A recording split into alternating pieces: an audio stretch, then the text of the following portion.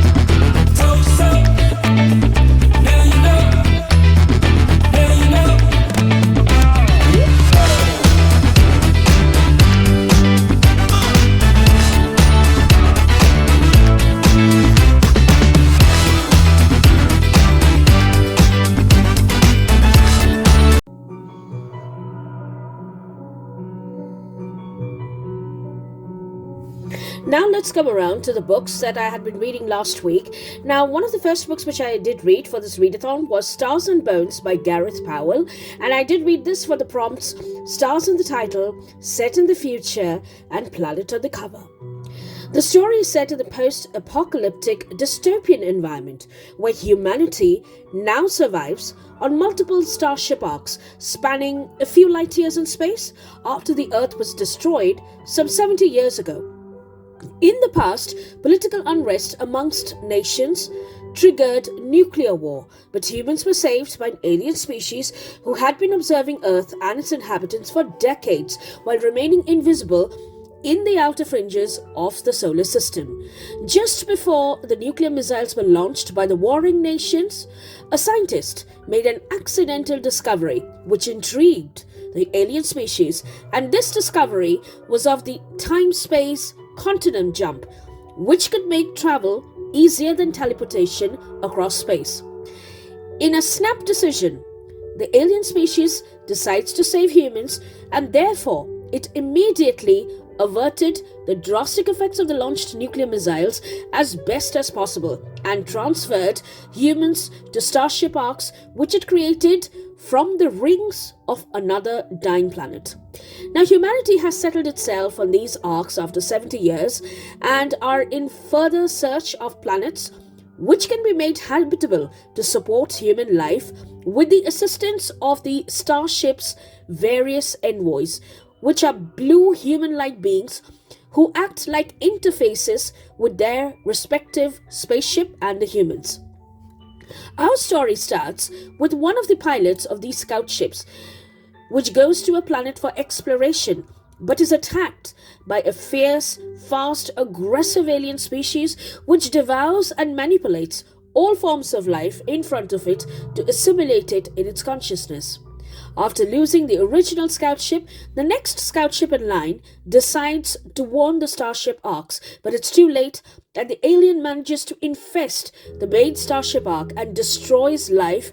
there and starts spreading to the neighboring arcs. But one of these pilots of the surviving scout ship is now given the task to eliminate this vicious alien and curtail it from spreading to the rest of the arcs, and the biggest challenge is to know what the attacking alien species actually wants and why does it want to end the human species. This book had interesting twists and turns. The world building was excellent, and for me it was a 4-star read. I've also left a link to my GoodReads review in the description box below, where I have elaborated a bit more about the plot, which you definitely can check in case if you find this plot interesting.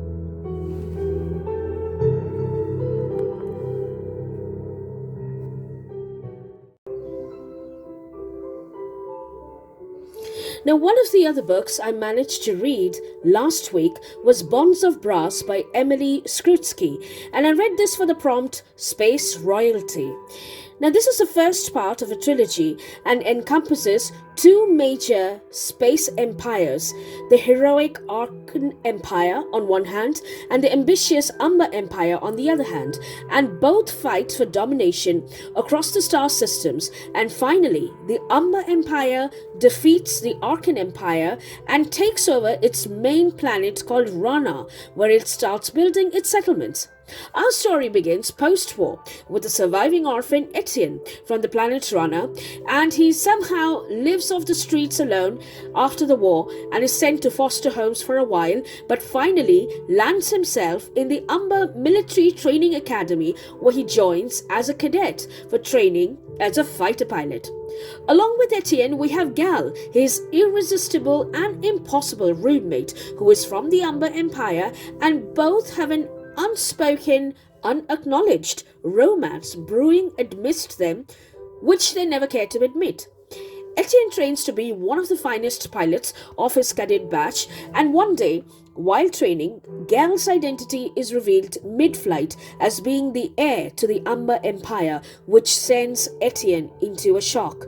Gal is attacked mid-flight while training by a small resistance from the defeated Arkan Empire, and Etienne somehow tries to save the life of his only trusted roommate while trying to calm his conflicting views of saving the very heir of the empire, which made him an orphan and destroyed his childhood.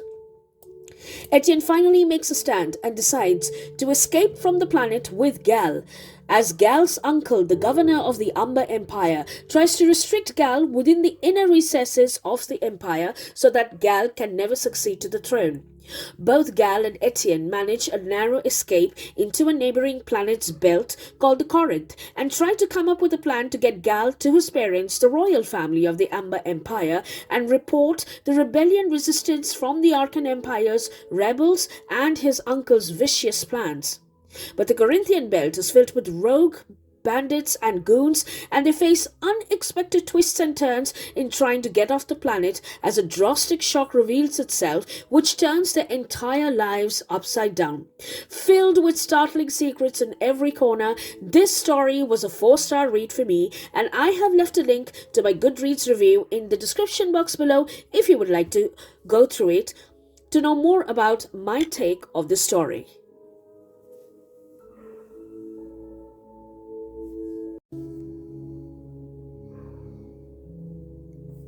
Now, the last book I'd like to talk about is The Mage-Queen's Thief by Glynn Stewart, and it ticks off the prompts Space Royalty and Space Novella. Now, this novella is set in Mars, and we have shuttle thief and mage called Barry, who is set to steal a shuttle from the Queen's Royal Starship cruise liner called the Extravagant Voyage, where he manages himself a fake invitation as a potential suitor to Kara,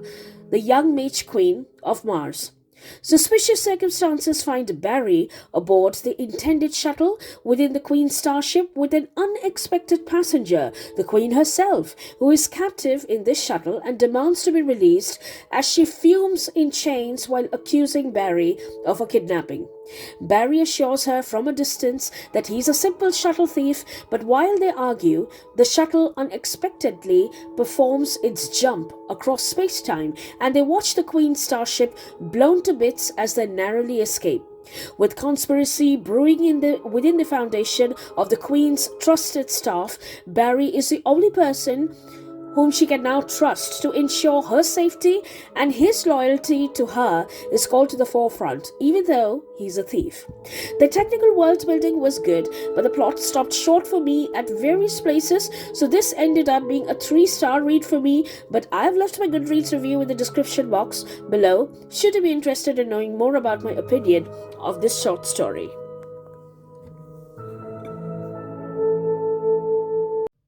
So those are the few books which I completed, and I do hope you liked them, and do let me know your opinions on them in the in the comment section below. I would love to hear from you, and if you really don't have the time to leave a comment, you can definitely leave an emoji of your choice. And